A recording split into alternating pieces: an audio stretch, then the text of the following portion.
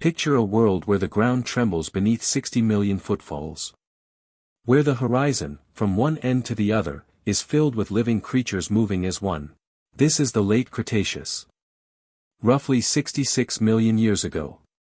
And the animals filling that horizon are Edmontosaurus, one of the most successful large herbivores to ever walk the earth. Edmontosaurus was a hadrosaur. Depending on the species, it could reach 9 to 13 meters in length and weigh upward of 4 metric tons. It had no horns. No armored plates. No crushing claws or crushing bite. By the brutal arithmetic of the Cretaceous, it should have been easy prey.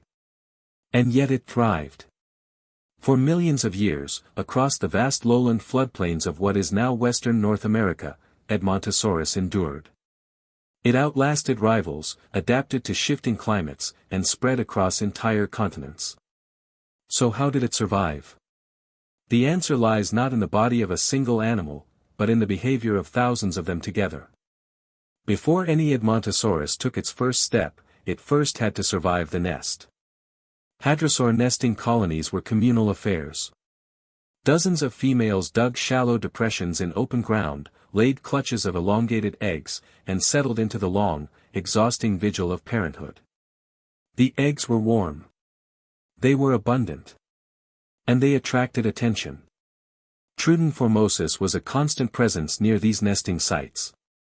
A small, sharp-eyed theropod, no larger than a large dog, Troodon was among the most intelligent predators of its age.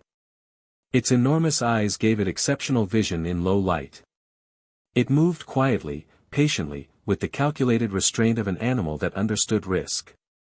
When a parent's attention drifted, or when sheer exhaustion won out, Troodon slipped forward. One egg removed from a clutch was rarely enough to provoke a full defense. But over the course of a nesting season, the losses mounted. Nests left unguarded even briefly were stripped entirely. The defense was simple but effective: constant presence. Hadrosaur mothers were not passive.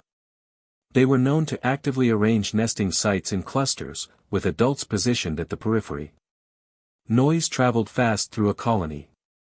An alarm call from one nest could bring several adults rushing to the source. For Troodon, patience was essential, because impatience meant a 4-ton herbivore bearing down at full speed. But danger did not only come from the ground. Quetzalcoatlus northropi was not a predator in the conventional sense. It was, by most estimates, an opportunist of extraordinary scale. With a wingspan of 10 to 11 meters, roughly the size of a small aircraft, it stood nearly as tall as a giraffe when walking on the ground. It likely stalked open floodplains on all fours, stabbing at prey with a lance-like beak, much the way modern storks hunt today. For adult Edmontosaurus, Quetzalcoatlus was little more than an inconvenience, something large and strange moving at the margins of the herd. But for juveniles, newly hatched and slow, it was something else entirely. A young Edmontosaurus straying from the protective mass of the herd was an offering. Quetzalcoatlus didn't need to strike fast, it needed only to reach something small and isolated. A single lunge from that devastating beak. One strike, and the animal was gone. The herd was the only answer. Juveniles were kept near the center of moving groups, pressed between the bodies of adults. The noise alone, the constant low rumbling vocalizations that passed through an Edmontosaurus herd, likely served as both a communication network and a deterrent. A creature hunting by sight needed stillness and separation. The herd offered neither. Not all predators hunted alone. Deinonychus antiropus, sleek, fast, and deeply coordinated, represents a class of threat that the herd could not simply absorb. These animals, roughly 2 meters long and equipped with a distinctive sickle-shaped claw on each foot, were highly mobile hunters. Current evidence suggests they operated in loosely coordinated groups, using terrain and timing to isolate targets. Against an adult Edmontosaurus in full health, a pack of Deinonychus faced a serious challenge. A pack working in coordination could harry a target, forcing it away from the herd, splitting its focus, exhausting it. Deinonychus didn't need to overpower its prey immediately. It needed only to separate and wait. And then there was Tyrannosaurus rex. No amount of evolutionary adaptation could fully address this. T. rex was 12 to 13 meters of ambush predator, built around a skull the size of a bathtub, capable of generating the most powerful bite force of any land animal in Earth's history. T. rex appears to have been a significant predator of Hadrosaur specifically. Fossil evidence, including healed bite marks on Edmontosaurus tail vertebrae, tells us these animals sometimes survived attacks. A stampeding herd of Edmontosaurus generated its own geography: dust, noise, vibration, the chaos of 10,000 animals moving in sudden concert. Picking a target from that was not easy, even for Tyrannosaurus. The animals most at risk were those at the edges. The herd's collective movement was not compassionate, but it was statistically protective. The more animals between you and a predator, the longer your odds.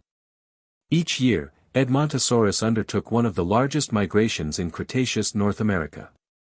Following vegetation cycles across thousands of kilometers, the herds moved through river valleys, across coastal plains, and into the interior, exposed every step of the way.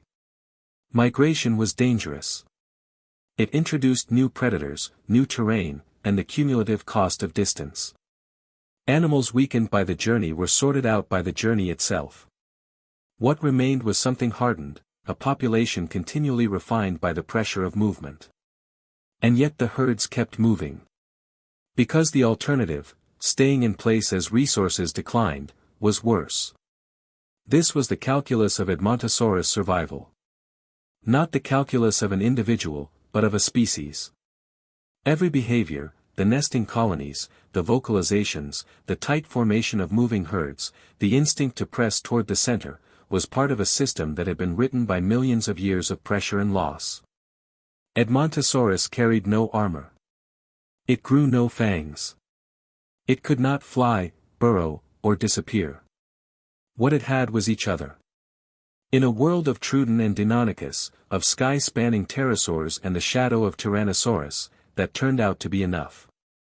The herd was the weapon. The herd was the shield.